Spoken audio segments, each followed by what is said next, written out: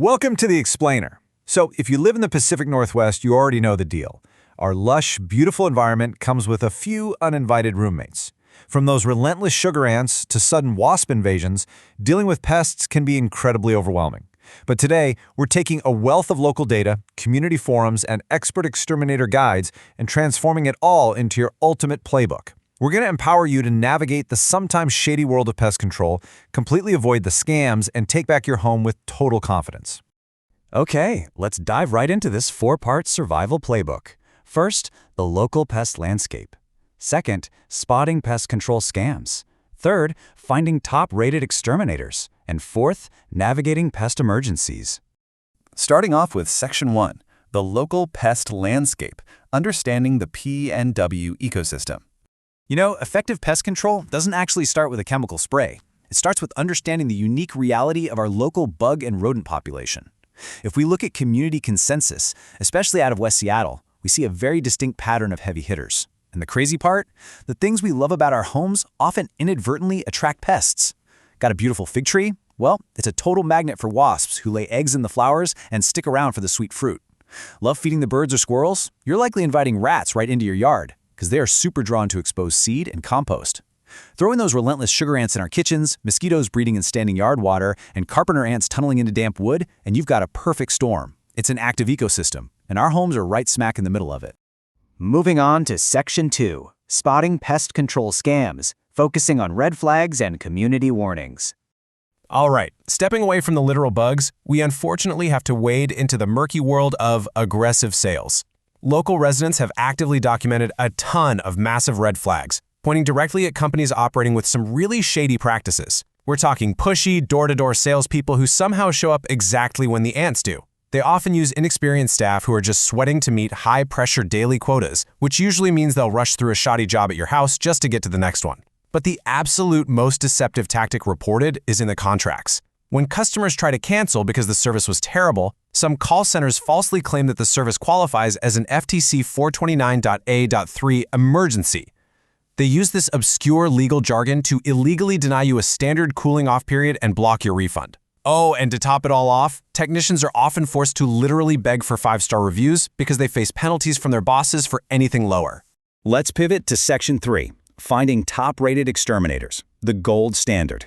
So let's shift our mindset from avoiding the bad actors to actively seeking out the gold standard. When the ants are marching across your kitchen counter, or you hear that awful scratching in the walls, who do locals actually trust to get the job done right?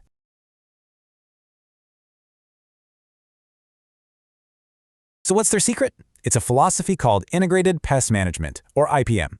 Basically, this means they toss out that lazy, one-size-fits-all chemical spray for every problem. Instead, they use a multidisciplinary approach. They'll look at vacuuming up swarms, using targeted heat, sealing up entry points, and employing non-toxic, environmentally friendly methods first. For them, chemicals are a precision tool, not just a blanket solution.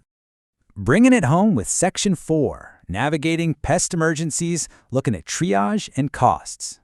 In this final, critical phase of our playbook, we really need to look at the numbers to determine if your pest issue is actually worth paying a premium emergency price for. When we pull data from over 400 emergency calls to AM/PM exterminators in the Seattle metro, a clear picture emerges of what drives people to panic. Stinging insects like wasps and hornets make up 34% of all emergency calls. Rodents are right behind at 28%, so together, aggressive stingers and disease-carrying rats account for the vast majority of those urgent drop-everything-and-fix-it scenarios, followed by bedbugs and destructive carpenter ants. So the crucial point here is knowing how to triage your situation so you can save yourself some serious money. A true emergency is an immediate safety or health threat, where you literally cannot safely use your home. Think a wasp nest actively blocking your front door, rats running through your toddler's playroom, or finding bedbugs 24 hours before your out-of-town guests arrive. Those completely justify an expensive 45-minute priority response. But a single wasp outside, a little line of sugar ants in the kitchen, some spider webs in the garage. Look, those are nuisances. They can safely wait 24 to 48 hours for a standard, cheaper appointment. Let's walk through the financial realities. Standard service will cost you between $200 and $650, depending on the pest, and they'll show up during normal business hours. Emergency service bumps you to the front of the line, available 24/7, 365, but the total cost jumps to between $250 and $800. Now notice the success rates on the bottom row. Emergency same-visit success is actually slightly lower, 94.2% compared to 96.8% for standard.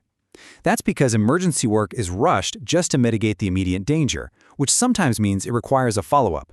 But hey, if you have a massive yellow jacket nest on your porch, that premium is absolutely worth it for your family's safety. And here is the magic number to keep in mind, $150. According to the data, this is the absolute maximum emergency fee premium you should expect to be added on top of a standard treatment cost. If a company is trying to charge you a $500 emergency arrival fee before they even step out of the truck to look at the bugs, no way. You are likely being taken advantage of. Let's move to what you should be doing while you're waiting for that technician to arrive. You can take actionable steps right now to build your defense plan.